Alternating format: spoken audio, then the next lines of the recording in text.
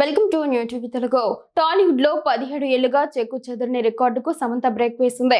ఆమె ప్రధాన పాత్రలో నటించిన మా ఇంటి బంగారం, అనుష్క నటించిన అరుంధతి కలెక్షన్లను దాటేసి తెలుగు సినీ చరిత్రలో అత్యధిక వసూలు సాధించిన మహిళా ప్రధాన చిత్రంగా నిలిచింది.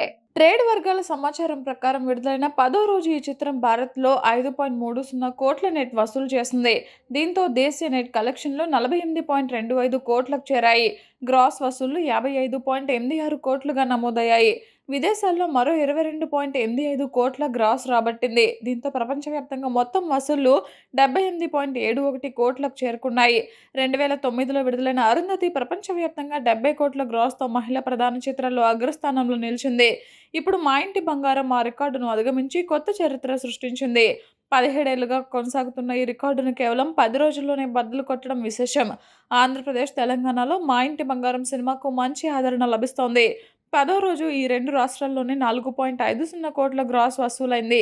కర్ణాటక నుంచి 1.10 కోట్లు, తమిళనాడు నుంచి 41 లక్షలు వచ్చాయి. దాదాపు 20 కోట్ల బడ్జెట్తో రూపొందిన ఈ చిత్రం ఇప్పటికే నిర్మాణ వ్యయానికి 4 రెట్లకు పైగా వసూలు చేసింది. ప్రస్తుతం 100 కోట్ల ప్రపంచవ్యాప్త గ్రాస్ మార్క్ వైపు వేగంగా దూసుకువెళ్తోంది.